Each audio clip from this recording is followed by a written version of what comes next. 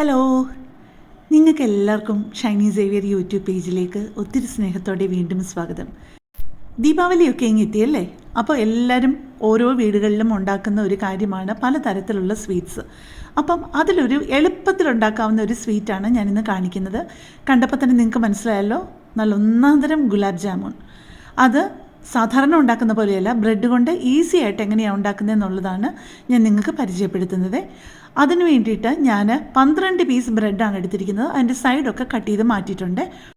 ഇങ്ങനെയൊക്കെ ആവശ്യം വരുമ്പം ബ്രെഡിൻ്റെ സൈഡിൽ നിന്ന് കട്ട് ചെയ്യുന്ന ആ ഒരു പീസസ് നിങ്ങൾ ആ ക്രസ്റ്റ് ഉണ്ടല്ലോ, ബ്രെഡിൻ്റെ ക്രസ്റ്റ് ഒരു കാരണവശാലും കളയേണ്ട കാര്യമില്ല കേട്ടോ. അതൊക്കെ സൂക്ഷിച്ചൊരു കണ്ടെയ്നറിലിട്ട് ഫ്രിഡ്ജിൽ വെച്ച് കഴിഞ്ഞാൽ നമുക്ക് കട്ട്ലറ്റൊക്കെ ഉണ്ടാക്കുമ്പോൾ അത് മുക്കാനായിട്ട് ഉപയോഗിക്കാവുന്നതേ ഉള്ളൂ. റിസ്ക് ഇല്ലാത്തപ്പോൾ ഇങ്ങനെ എടുത്ത് വെക്കുന്നത് മിക്സിയിൽ നന്നായിട്ടൊന്ന് പൊടിച്ചിട്ട് കട്ട്ലറ്റ് മുക്കാനായിട്ട് നമുക്ക് യൂസ് ചെയ്യാവുന്നതേ ഉള്ളൂ കേട്ടോ. ഞാൻ ആദ്യം തന്നെ ഒരു കാര്യം പറഞ്ഞോട്ടെ. എൻ്റെ ഈ ചാനലും എൻ്റെ ഈ വീഡിയോയും ഒക്കെ ആദ്യമായിട്ട് കാണുന്ന ആരെങ്കിലുമൊക്കെ ആണെന്നുണ്ടെന്നുണ്ടെങ്കിൽ എൻ്റെ ചാനലിൽ ഒരുപാട് വ്യത്യസ്തമായിട്ടുള്ള റെസിപ്പികളുണ്ട് കേട്ടോ. അപ്പോൾ അതൊക്കെ ഒന്ന് പോയി ചെക്ക് ചെയ്തിട്ട് നിങ്ങൾക്ക് പ്രയോജനം ചെയ്യുമെന്ന് തോന്നുകയാണെങ്കിൽ നിങ്ങൾ എൻ്റെ ചാനലൊന്ന് സപ്പോർട്ട് ചെയ്യാൻ മറക്കല്ലേ. ഇനിയിപ്പോൾ നമ്മൾ എടുത്തു വെച്ചിരിക്കുന്ന ഈ ഒരു 12 പീസസും നമുക്ക് രണ്ടായിട്ടൊന്ന് മുറിക്കണം. അതായത് ഓരോ പീസ് ബ്രെഡും 4 പീസായിട്ട് കിട്ടും. അതിൻ്റെ പകുതി എടുത്ത് ആദ്യം ഒന്ന് പൊടിച്ചു കഴിഞ്ഞ് കഴിഞ്ഞാൽ അത് പെട്ടെന്ന് അങ്ങ് ചെറുതാകുമല്ലോ. അപ്പം നമുക്ക് മിക്സിയുടെ ആ ഒരു മീഡിയം ജാറിലാണെന്നുണ്ടെങ്കിലും ഈ 12 പീസും ഒന്നിച്ചിട്ട് പൊടിക്കാവുന്നതേ ഉള്ളൂ. പകുതി പൊടിച്ചു കഴിഞ്ഞ് കഴിഞ്ഞിട്ട് ബാക്കിയുള്ള പീസസ് കൊണ്ട് അതിനകത്തോട്ട് ഇട്ട് കൊടുത്തു കഴിഞ്ഞാൽ ഇങ്ങനെ നമുക്ക് നന്നായിട്ട് ഫൈനായിട്ട് പൊടിച്ചെടുക്കാൻ പറ്റും. അല്ലെങ്കിൽ 2 പ്രാവശ്യമായിട്ട് പൊടിച്ചെടുക്കുക. വളരെ കുറച്ച് ചേരുവകൾ മതി കേട്ടോ നമുക്ക് ഈ ഒരു ഗുലാബ് ജാമുൻ ഉണ്ടാക്കാനായിട്ട്. ഇപ്പോൾ പൊടിച്ചെടുത്തുകൊണ്ട് വന്ന ആ ബ്രെഡിൻ്റെ പൊടിയെല്ലാം ആ ബോളിലോട്ട് ഇട്ട് കൊടുത്തിട്ടുണ്ട്. പിന്നെ മിക്സിയുടെ താഴെയൊക്കെ കുറച്ച് പറ്റി പിടിച്ചിരിക്കും. അതെല്ലാം കൂടെ നമ്മൾ സ്പാച്ചുല കൊണ്ട് ഒന്ന് സ്ക്രേപ്പ് ചെയ്തിട്ട് അത് മൊത്തം ഒരു ബോളിലോട്ട് ഇട്ടിട്ട് അതിൻ്റെ കൂട്ടത്തിൽ ഒരു 1/4 കപ്പ് ലെവലായിട്ട് പാൽപ്പൊടിയാണ് ഇട്ടിരിക്കുന്നത്. പിന്നെ ഒരു 2 ടേബിൾ സ്പൂൺ പാലെടുത്തിട്ടുണ്ട്. തണുത്തതല്ല, റൂം ടെമ്പറേച്ചറിലുള്ള പാല്. ചൂട് പാല് ഒഴിച്ചു കൊടുക്കരുത് കേട്ടോ. ആദ്യം 2 ടേബിൾ സ്പൂൺ ഒഴിച്ചു. അത് പോരാന്ന് തോന്നിയത് കൊണ്ട് നിങ്ങൾക്ക് കറക്റ്റായിട്ടുള്ള അളവ് പറയണമല്ലോ, അതുകൊണ്ട് ഞാൻ കുറേശ്ശെ ആയിട്ടാണ് ഒഴിച്ചത് കേട്ടോ. വീണ്ടും ഞാൻ 2 ടേബിൾ സ്പൂണും കൂടി ഒഴിച്ച് ഒന്ന് കൊഴിച്ച് നോക്കി. എന്നിട്ടും പിന്നെയും പറ്റാഞ്ഞിട്ട് വീണ്ടും ഓരോ ടേബിൾ സ്പൂണായിട്ട് ഒഴിച്ചിട്ട് ആ ഗുലാബ് ജാം ഉണ്ടാക്കാനായിട്ട് ആ കറക്റ്റായിട്ടുള്ള ഒരു അയവിലെത്തിയത് 6 ടേബിൾ സ്പൂൺ പാലൊഴിച്ചപ്പോഴാണ് കേട്ടോ. പക്ഷേ നിങ്ങൾ ഒരു 4 ടേബിൾ സ്പൂൺ തൊട്ട് നിങ്ങൾ കെയർഫുള്ളായിട്ടേ ഒഴിക്കാവുള്ളൂ. കുറേശ്ശെ 1/2 ടേബിൾ സ്പൂൺ വെച്ച് ഒഴിച്ചു കഴിഞ്ഞാലും നമുക്കത് വേസ്റ്റ് ആവരുതല്ലോ. പിന്നെ നിങ്ങളോട് ഒരു കാര്യം പറയാനുള്ളത്, ഇത് ചിലപ്പോൾ കുറച്ച് നേരം ഒന്ന് പുറത്തിരിക്കുമ്പോഴത്തേക്ക് ചിലപ്പം ആ ഒരു മാവ് നമ്മൾ ഈ ബ്രെഡിൻ്റെ എല്ലാം കൂടെ പാലും ഒക്കെ കൂടി ഇട്ട് കുഴച്ചത് ചിലപ്പോൾ ഇച്ചിരി ഒന്ന് കട്ടിയാകും. അങ്ങനെയാണെന്നുണ്ടെന്നുണ്ടെങ്കിൽ പിന്നെയും ഒരു ടീസ്പൂണോ 1.5 ടീസ്പൂണോ വെല്ലവും കൂടെ വീണ്ടും പാലൊഴിച്ച് കൊടുത്തിട്ട് ഒന്നുകൂടെ ഒന്ന് മയമാക്കണേ. കാരണം മയമാക്കിയില്ലെങ്കിൽ ഒരു കുഴപ്പം എന്നാന്ന് വെച്ച് കഴിഞ്ഞാൽ നമ്മൾ ഇതുപോലെ റോൾ ചെയ്യുമ്പോൾ അതിൻ്റെ പുറത്ത് ക്രാക്ക് വീണ് കഴിഞ്ഞ് കഴിഞ്ഞാൽ നമ്മൾ ആ ഒരു തിളച്ച ഓയിലിലോട്ടിടുമ്പോൾ അതങ്ങ് പൊട്ടും.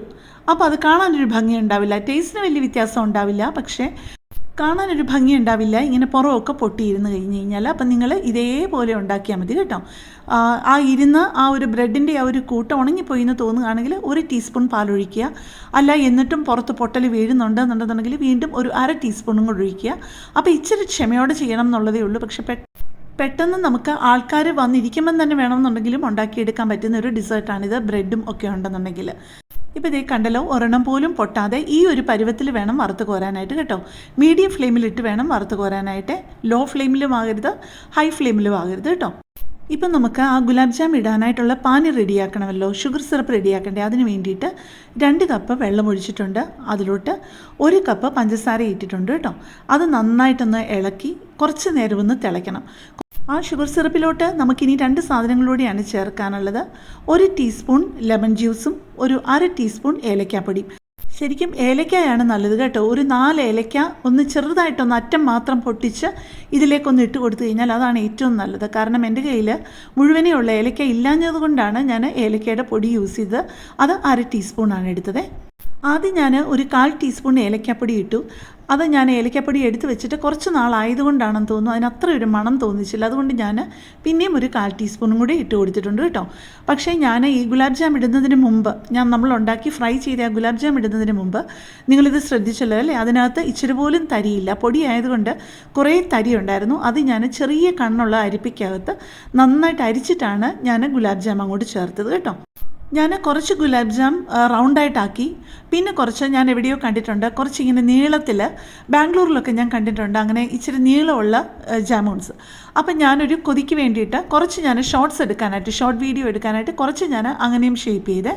പിന്നെ ഇതിൻ്റെ ഒപ്പം നമ്മളെ പിസ്ത ചെറുതായിട്ട് മുറിച്ചത്, ചെറുതായിട്ട് ചോപ്പ് ചെയ്തതും കൊണ്ട് ഇടുകയാണെന്നുണ്ടെന്നുണ്ടെങ്കിൽ ഒരു പ്രത്യേക ടേസ്റ്റാണ് കേട്ടോ. കാണാനും ഭംഗിയാണ്, അതിൻ്റെ ഇടയ്ക്ക് ആ ഒരു കടിക്കാനും കൂടെ കിട്ടുമ്പോഴത്തേക്ക് കുറേ കൂടെ നല്ലതാണേ. അപ്പോൾ നിങ്ങളെല്ലാവരും ഇതേപോലെ എളുപ്പത്തിലുണ്ടാക്കാവുന്ന ഈ ബ്രെഡ് കൊണ്ടുണ്ടാക്കാവുന്ന ഗുലാബ് ജാം ഒന്ന് ട്രൈ ചെയ്ത് നോക്കണേ ഈ ദീപാവലിക്ക്. നാളെ ഞാൻ ഒരു ദീപാവലിയുടെ സ്വീറ്റ് തന്നെയാണ് ഇടുന്നത് കേട്ടോ. 7 കപ്സ് എന്നാണ് പേര്. നിങ്ങളൊന്ന് ട്രൈ ചെയ്ത് നോക്കണേ. അത് കാണാൻ മറക്കല്ലേ. കടലമാവും നെയ്യും തേങ്ങയും ഒക്കെ ഇട്ടിട്ട് നല്ല ഒന്നാം തരം ഒരു സ്വീറ്റ് റെസിപ്പിയാണ് കേട്ടോ. അപ്പം നല്ലൊരു വീഡിയോ ആയിട്ട് നമുക്ക് നാളെ കാണാം. താങ്ക്